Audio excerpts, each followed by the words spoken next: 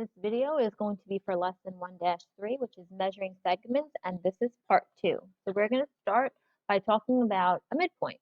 So to start, what is a midpoint? And you might be thinking, well, a midpoint that is a point that's in the middle. And yes, you would be correct. So if a point is in the middle, it's in the middle of a what?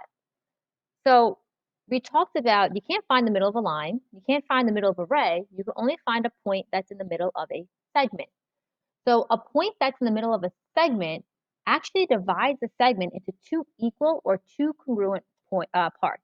So a midpoint is a point that divides a segment, this is in capital, so it's important, a segment into two equal or congruent. That's going to be really important. If two things are equal or congruent, tells us a lot about those values. So let's see if we can continue and if we can illustrate this statement. Okay, so B is the midpoint of AC.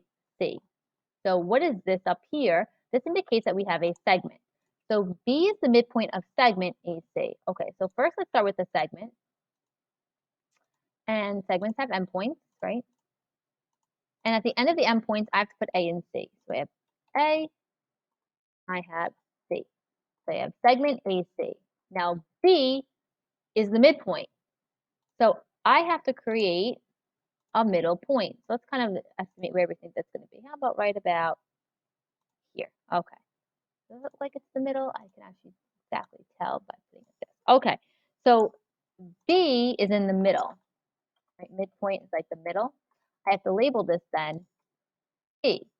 Now remember, if it's the midpoint, it divided it into two equal parts. So yesterday we showed that parts were equal or congruent by putting little tick marks. So I know this and this is true. So for instance, if AB was say 10, then I know BC also has to be 10. Their values are the same. All right, now keep this diagram in mind and let's see if we can do this. L is a segment bisector, okay, of AC. Well, what's this L represent? And if you remember back in our previous lessons, we talked about a script L or any script letter representing lines. This is line L is a segment bisector. Okay, so now how would this be different? If something's a segment bisector, what does it do? Okay, so basically a segment bisector, just to kind of discuss this here. What does a segment bisector do? So if something's a segment bisector, right, it's going to bisect a segment. So if you bisect a segment, what does it mean to bisect? You bisect something, you create two equal parts. Wait, so a segment bisector creates two equal parts. We also said a midpoint creates two equal parts. So a line that's going to bisect this segment has to go through the midpoint. So now I could actually take this diagram that I did up here, right? And what I could do to the diagram, see if I can kind of get all this stuff together. I think I can. Voila. Oh, undo. It's a little messy right now. Undo again. All right. Maybe I can. So I'm going to just redo this down here very quickly. I'm going to draw myself a segment. I'm going to put B approximately in the middle. I'm going to label A, B, and B, right? Note they're equal parts.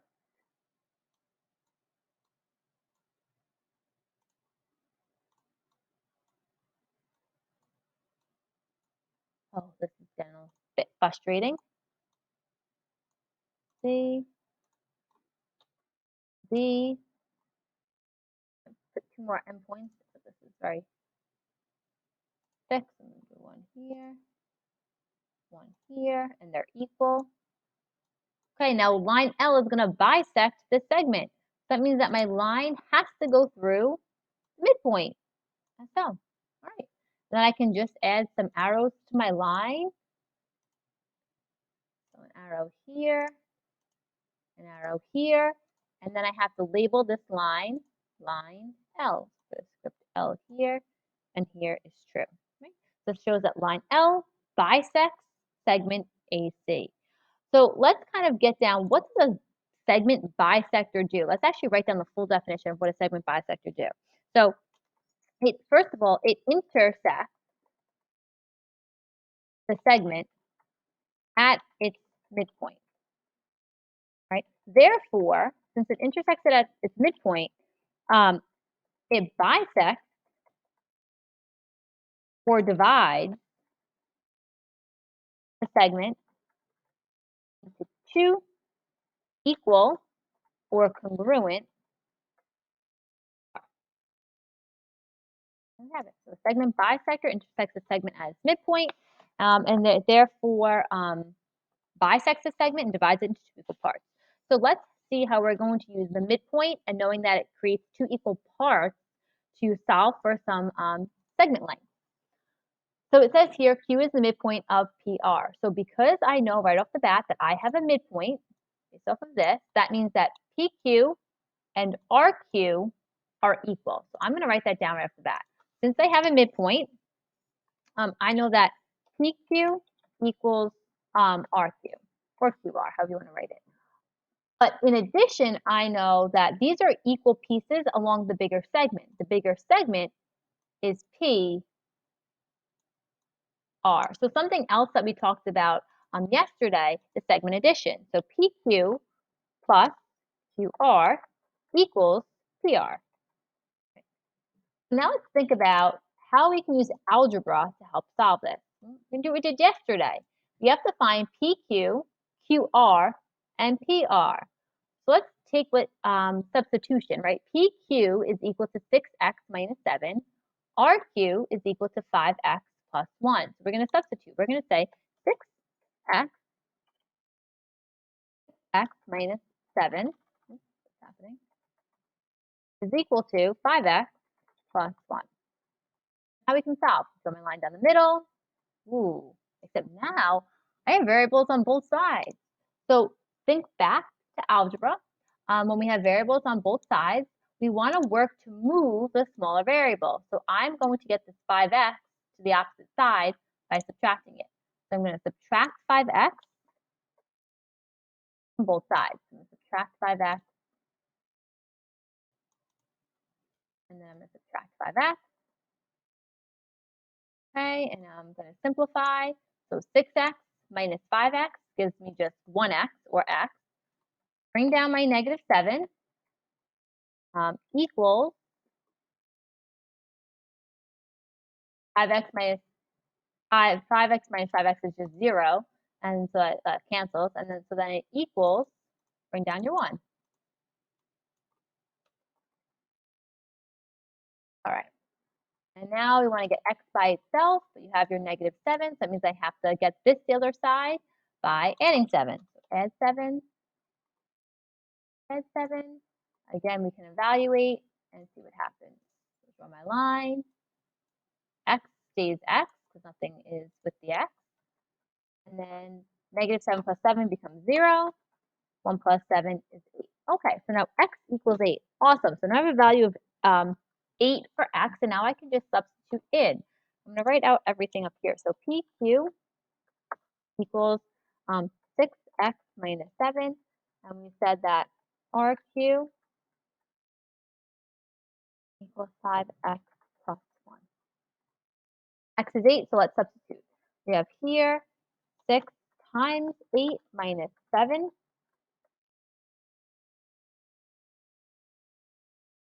Then we have 8 times 6 is 48. 48 minus 7. So we have 48 minus 7, which is just 41. So PQ equals 41. And over here at RQ, we have 5. X is 8, so 5 times 8 plus 1, which is 40 plus 1, which is also 41. Okay, so I'm going to go up here, and I know now that this value is 41, and this value is 41. And over here, I have to find PR. Well, PQ is 41. QR is 41. So 41 plus 41, that's 82. So I know that PR is 82. And here are my three answers. PQ is 41, RQ is 41, and PR is 82. Now think about this. Did I really, let's look down here, did I really need to substitute an 8 for X in order to find QR or RQ, however you want to write it? Remember, it's the same thing. Order doesn't matter there. And the answer is actually, no, you really didn't, right? Because we know, since this was a midpoint, that this segment length and this segment length must have been equal to start. So technically, if you know PQ, you already know QR. However, it is good to check your work by substituting. So let me just write that all down here. The answer is no. QR is the same measure as PQ. So technically, if you know PQ, you know QR. Remember what I just said though. It is a good idea, or it is good to check your work by substituting.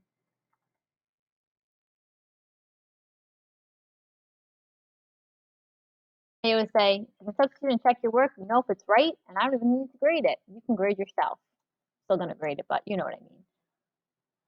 Okay, so that's how we're gonna use the midpoint. So let's see if we can try this again down here for TV. So we're gonna use the same exact steps that we just did and see if we can find TU, UV, and TV.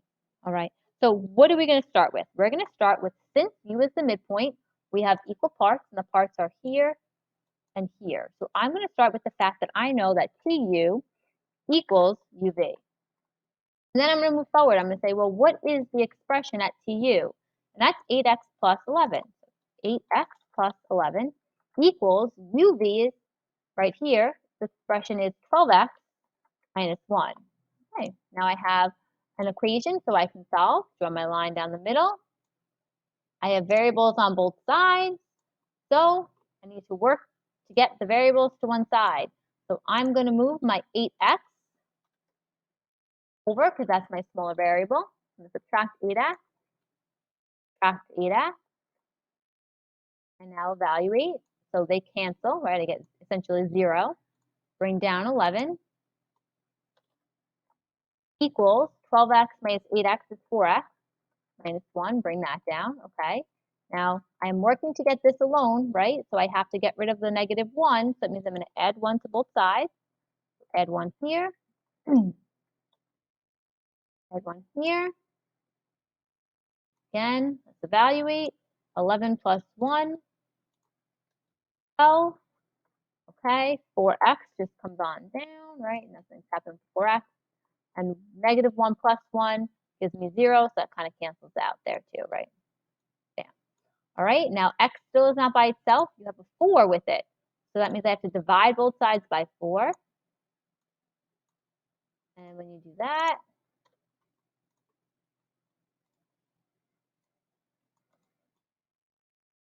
12 divided by 4 is just 3. Now I have the value of x, and x equals 3. I can go ahead and I can substitute in. Let's go up here and substitute. Right? We said that TU is equal to 8x plus 11. So we said x is 3, so that's 8 times 3 plus 11, which is 24 plus 11. Right? Oopsies. 24 plus 11, which is then 35. So TU equals 35. And then we have UV. UV is represented by 12x minus 1. So UV equals 12x minus. We have 12 times 3 minus 1, so that's 36. 1, oh, makes sense. So UV equals 35. They're equal, which is good. They have to be equal. And now TV. Well, TV is equal to TU plus UV, right? It's this piece plus this piece. So that's going to be 35 plus 35. So TV, 35 plus 35 is 70. And there you have TV at 70. And that's it for midpoint. Okay. What I would suggest at this point now is I would go through this lesson check. See if you can answer these questions. The answers are in the answer key that's uploaded. I'm not checking these. We're not looking for you to submit them, but this is a good little lesson check. At the end of this video, can you answer these questions? Do you have a good understanding? Go through them, try them out. And on the next page, we have another little riddle, and this riddle will actually continue out a lot of the lessons. So see if you can try this out too. Again, not checking it, it's just something for you to kind of try on your own and then compare with the answer key. If you have any questions, remember to reach out through email or in the Google Classroom.